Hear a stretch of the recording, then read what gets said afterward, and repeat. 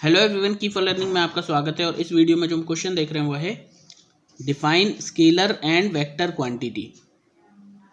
तो स्केलर और vector quantity को क्या करना है, डिफाइन करना है। फर्स्ट है स्केलर क्वांटिटी।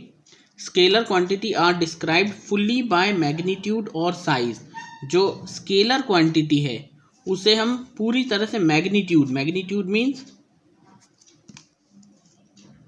मैग्नीट्यूड का मतलब होता है न्यूमेरिक वैल्यू, है ना, न्यूमेरिकल वैल्यू। तो जैसे हम लिखते हैं 5 किलोमीटर, तो ये 5 जो है वो क्या है, मैग्नीट्यूड है, ठीक है, वो न्यूमेरिकल वैल्यू। और जो किलोमीटर है वो इसकी यूनिट है।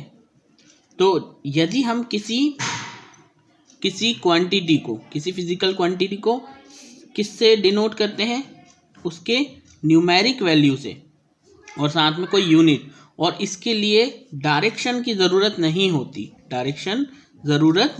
ठीक है ना। यहाँ नेक्स्ट में लिखा हुआ है कि स्पेसिफिक डायरेक्शन की ज़रूरत नहीं होती है। तो यहाँ मैग्नीट्यूड से बताया जाता है, न्यूमेरिकल वैल्यू की ज़रूरत होती है, डायरेक्शन की ज़रूरत नहीं होती है, उसे हम क्या कहते हैं, स्केलर क्वांटिटी कहते हैं, ठीक है। फिर है they do not have specific direction associated with it. तो इसमें कोई स्पेसिफिक डायरेक्शन नहीं होता है, ठीक है। मैग्नीट्यूड ज़रूरी है, न्यूमेरिकल वैल्यू ज़रूरी है बताने के लिए, पर स्पेसिफिक डायरेक्शन ज़रूरी नहीं होता है। So only numerical value is required, ठीक। फिर है एग्जाम्पल की बात करें तो मास जो है वो क्या है, स्केलर क्वांटिटी है। टेम्परेचर, स्पीड, एनर्जी, इनमें कोई डायरेक्शन की ज़रूरत ही नहीं है, नो डायरेक्शन, ठीक है। तो टेम्परेचर को नापना है कौन से डायरेक्शन में, इसका कोई मतलब ही नहीं है। स्पीड है वो डिस्टेंस पे डिपेंड करती है, ना कि डिस्प्लेसमेंट पर, ठीक है। इसीलिए स्पीड जो है वो स्केलर क्वांटिटी है। एनर्जी, डायरेक्शन की कोई रिक्वायरमेंट नहीं है। टाइम, कोई रिक्वायरमेंट नहीं है, है ना। लेकिन दिखाने के लिए जैसे 1 सेकेंड, 1 आवर, तो हम क्या है, मैग्नीट्यूड की ज़रूरत पड़ रही है हमको, यानी न्यूमेरिकल वैल्यू की ज़रूरत पड़ रही है, लेकिन किसी डायरेक्शन की कोई ज़रूरत नहीं है, ठीक है। तो ऐसी जो भी फिजिकल क्वांटिटीज़ हैं उन्हें हम क्या कहेंगे, स्केलर क्वांटिटी कहेंगे।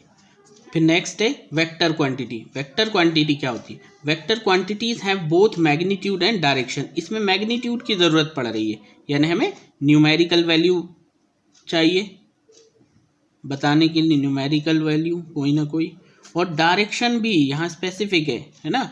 वही चीज़ जिसका एक पर्टिकुलर डायरेक्शन हो, उसी को ही हम क्या कहते हैं, वेक्टर क्वांटिटी कहते हैं, ठीक है। तो यहाँ ये दोनों न्यूमेरिक वैल्यू और डायरेक्शन बहुत इंपॉर्टेंट है। दूसरा है they require information about both magnitude and direction, यानी मैग्नीट्यूड भी चाहिए, अगर इसे शो करना है हमको तो हमारे पास मैग्नीट्यूड भी होना चाहिए और डायरेक्शन भी होना चाहिए, पूरी तरह से डिस्क्राइब करने के लिए। एग्जाम्पल के लिए डिस्प्लेसमेंट जो है वो एक वेक्टर क्वांटिटी है, वेलोसिटी वेक्टर क्वांटिटी है, एक्सेलरेशन वेक्टर क्वांटिटी है, फोर्स किसी डायरेक्शन में ही लगेगा, वेक्टर क्वांटिटी है, मोमेंटम वेक्टर क्वांटिटी। जैसे सबसे आसान एग्जांपल डिस्प्लेसमेंट को समझ लेते हैं, तो ये दोनों चीज़ें हमको समझ आ जाएगी। मान लो एक, है ना, ए से लेकर बी तक कोई चीज़ लानी है, तो अगर हम ए से बी तक आना चाहते हैं तो एक है कि आप ऐसे गोल इस तरह से यूं घूमो, यूं, और यहाँ आ जाओ, कोई डायरेक्शन की, पीछे चले जाओ, आगे चले आओ, लहर बना लो, डायरेक्शन, है ना, इधर से आ जाओ ऐसे ऐसे करते हुए। और ये तो हमने क्या किया, ए से बी तक तो पहुंचे लेकिन किसी स्पेसिफिक डायरेक्शन में नहीं आए, ठीक है। लेकिन अगर हम सीधे बिल्कुल स्ट्रेट लाइन में ही आएंगे तब ये क्या कहलाएगा, डिस्प्लेसमेंट कहलाएगा। और आपको ये कहा जाए कि ए से बी तक पहुंचना है और आपको मुड़ना नहीं है, तो आपको इस डायरेक्शन में ही जाना पड़ेगा, ठीक है। आप जरा से भी इस डायरेक्शन में निकल गए तो कभी बी पर नहीं पहुंच पाएंगे, आप तो इधर चले जाएंगे। आप अगर ऐसे निकल गए तो बी पर नहीं पहुंच पाएंगे।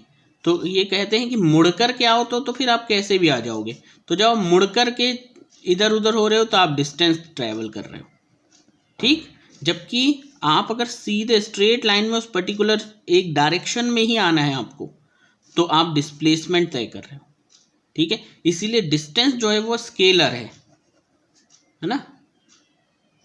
तो ये स्केलर है, यानी इसमें हम इसे बता देंगे कि 5 किलोमीटर आए हैं, हम इसको बता दिया 3 किलोमीटर आए हैं। लेकिन यहाँ बताने के लिए आप 5 किलोमीटर कैसे आए हैं इसकी ज़रूरत नहीं है, यहाँ 3 किलोमीटर किसी डायरेक्शन में आए हैं पर्टिकुलर, इसीलिए डिस्प्लेसमेंट को आप जब डिस्टेंस को बताते हैं तो ये स्केलर क्वांटिटी हो जाती है, और जब आप डिस्प्लेसमेंट को बताते हैं,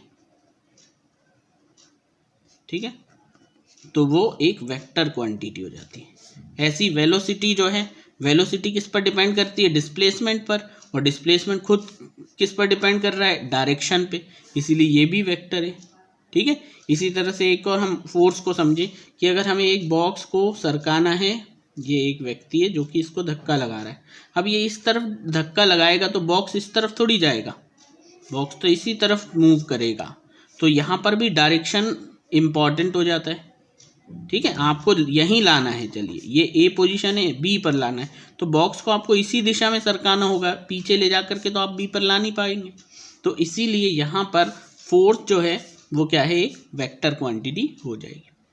तो होपफुली आपको स्केलर क्वांटिटी और वेक्टर क्वांटिटी में अंतर समझ आ गया होगा। डेफिनेशन यही है, अंतर लिखना है, डिफरेंस लिखना है तो भी आप ये लिख सकते हैं।